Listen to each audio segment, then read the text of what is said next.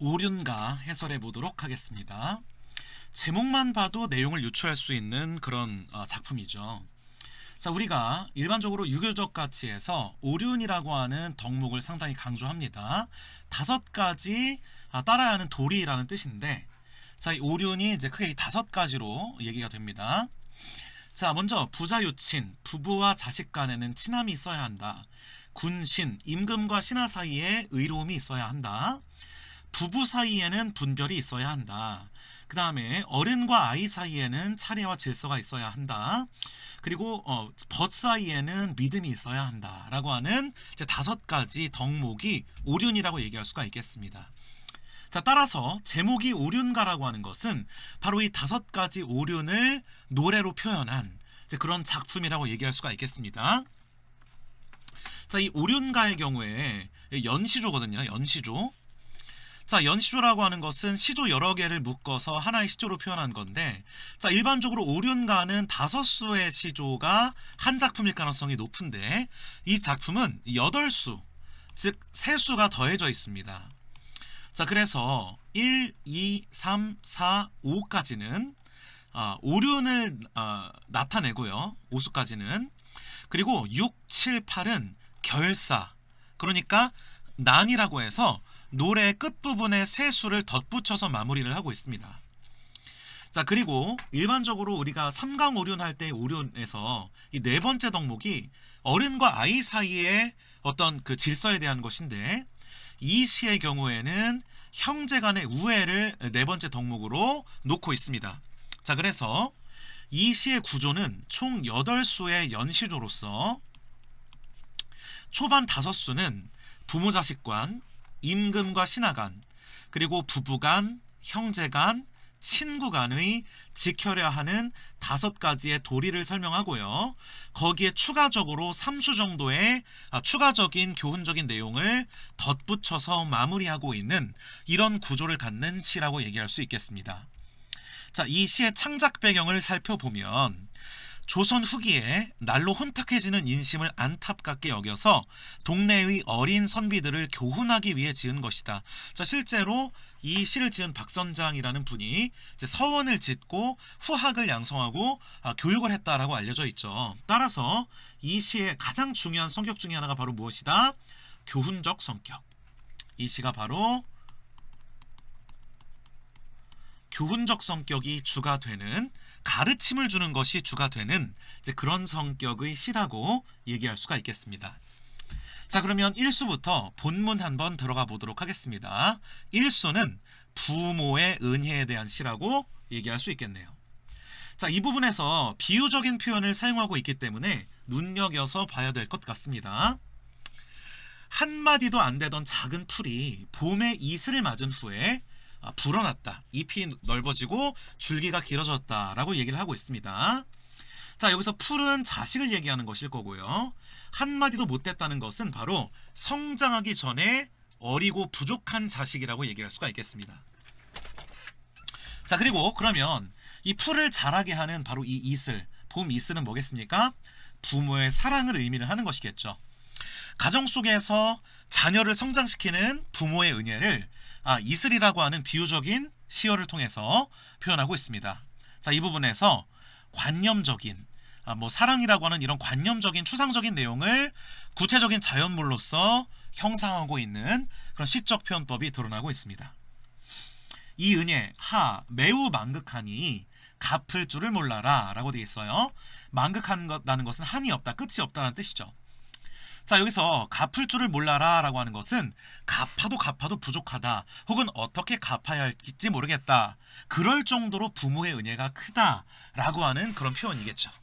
자, 그래서 1수에서는 갚을 길 없이 넓은 부모의 은혜를 강조하고 있는 그런 시조라고 얘기할 수가 있겠습니다. 넘어갈게요. 자, 2수에서는 임금의 덕을 얘기하고 있습니다. 바로 군신 간의 관계에 대한 것인데요. 님이 먹이시고 님이 입히시니, 자, 누가 되겠습니까? 여기서는 바로 임금이 되어야 하겠죠. 임금이 나를 먹여주고 입혀주시는 은혜에 대한 강조라고 얘기할 수 있겠습니다. 대꾸법이 쓰였습니다.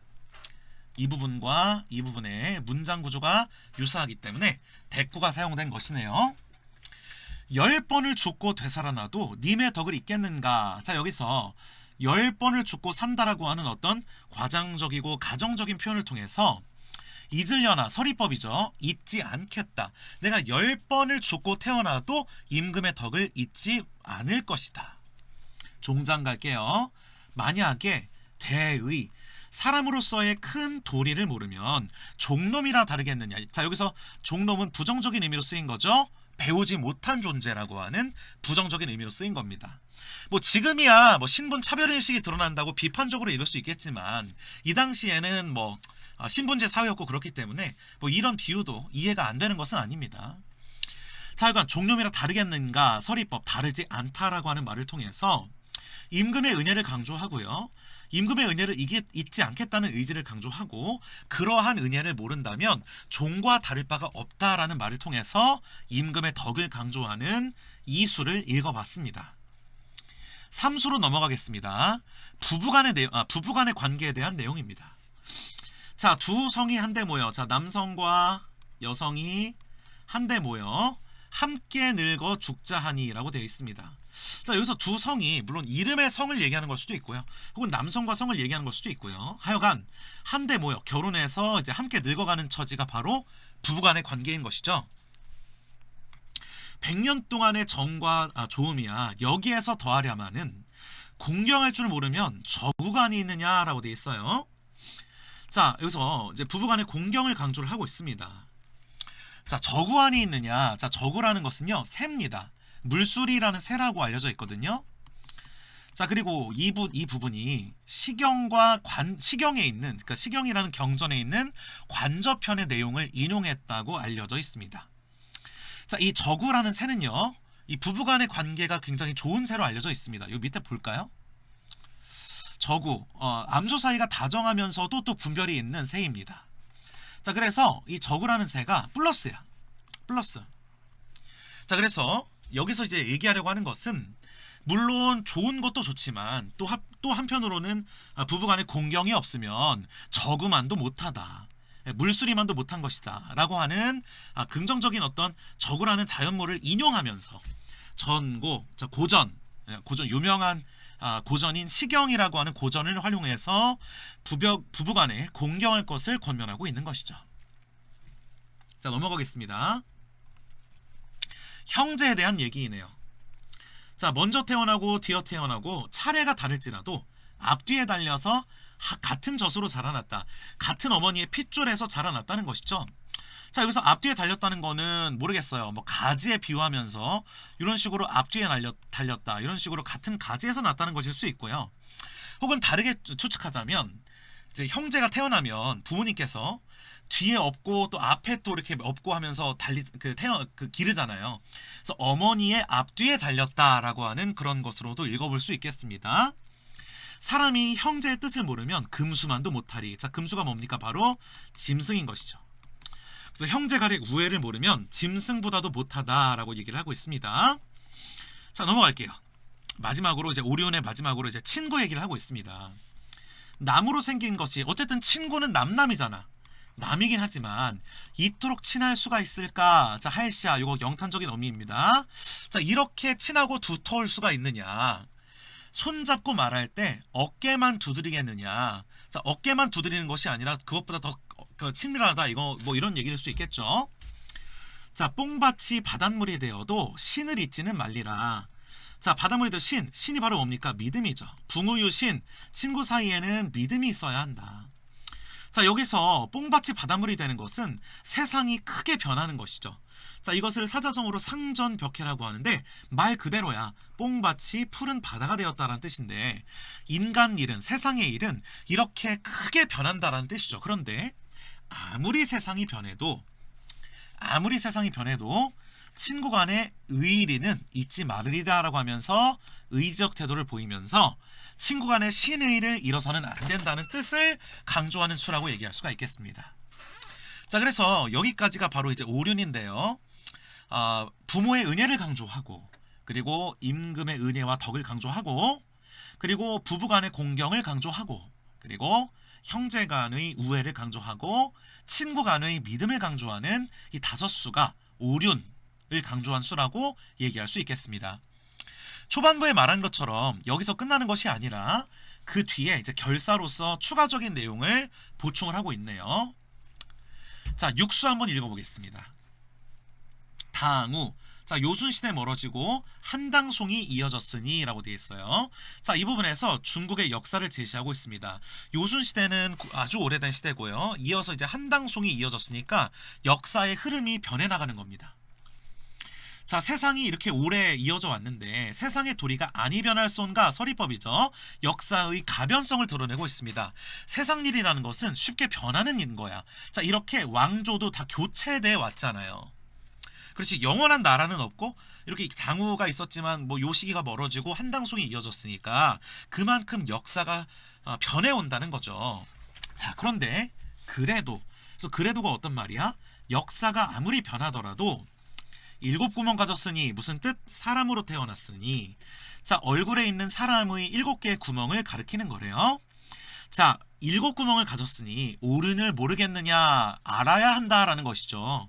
결국에는 아무리 세상이 변해도 사람으로 태어났으면 변하지 않는 이 오륜을 알아야 한다라는 강조를 하고 있는 것입니다.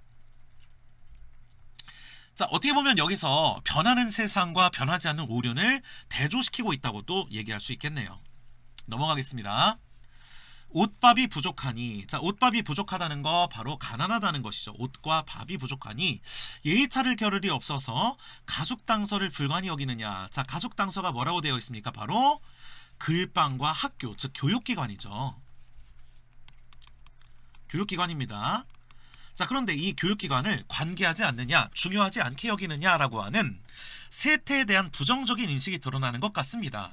자, 요새 아무리 다들 가난해서 경제가 힘들다고 교육기관을 나랑 관계없는 곳인 것처럼 여기고 있느냐라고 하는 부정적 인식을 하면서 아무리 그래도 보고 들으면 배울 것이 있겠노라. 즉, 아무리 니들이 가난하고 힘든 상황에서도 배울 것이 있으니 공부해라, 배워라 라고 하는 학업 수양의 중요성을 강조하고 있는 부분이라고 얘기할 수 있겠습니다.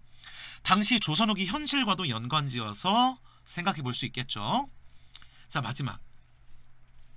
이웃을 미워하지 마라. 자, 마라 명령형 어미죠. 뭐뭐하자는 청유형 어미고요.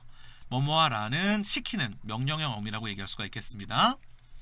이웃 미워하면 갈 데가 없어. 고을도 없어지고 나라도 망한다.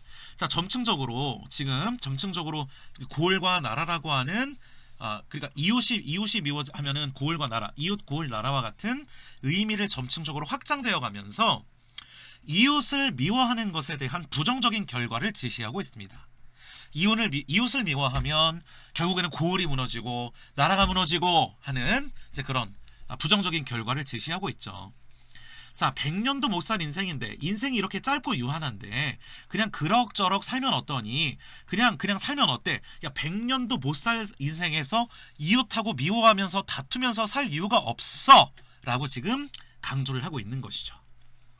자, 그래서 마지막 세 수는 세상이 변해도 오류는 변치 말자. 자, 그리고 아무리 어려워도 배우자. 교육의 중요성. 자, 마지막으로는 이웃과 함께하는 삶의 중요성을 강조하고 있는 것입니다. 자, 이렇게 해서 박선장의 오륜가를 살펴봤고요. 주제는 오륜의 교훈을 강조하는 것입니다. 자, 이 부분 난이라고 해서 오른쪽에 이 난, 마감하는 시라고 하는 결구의 역할이라는 것도 참고해 주시면 좋을 것 같습니다. 결국 이제 조선시대 특유의 유교적인 인간관을 전달하는 성격을 띠고 있습니다. 윤리적 이념을 확산하고자 하는 목적의식, 즉 교훈적 목적이 들어있다고 얘기할 수가 있겠습니다. 자, 뭐 다른 종류의 오륜가들도 많이 있으니 한번 참고해서 읽어보시면 좋을 것 같습니다. 자, 결국 이 시는 교훈적인 목적을 가지고 오륜을 강조해서 제자나 또는 사람들에게 널리 깨달음을 주려고 하는 이제 그런 목적을 갖는 조선 후기의 시조라고 얘기할 수 있겠습니다. 자, 그러면 해설 강의를 여기서 마치도록 하겠습니다.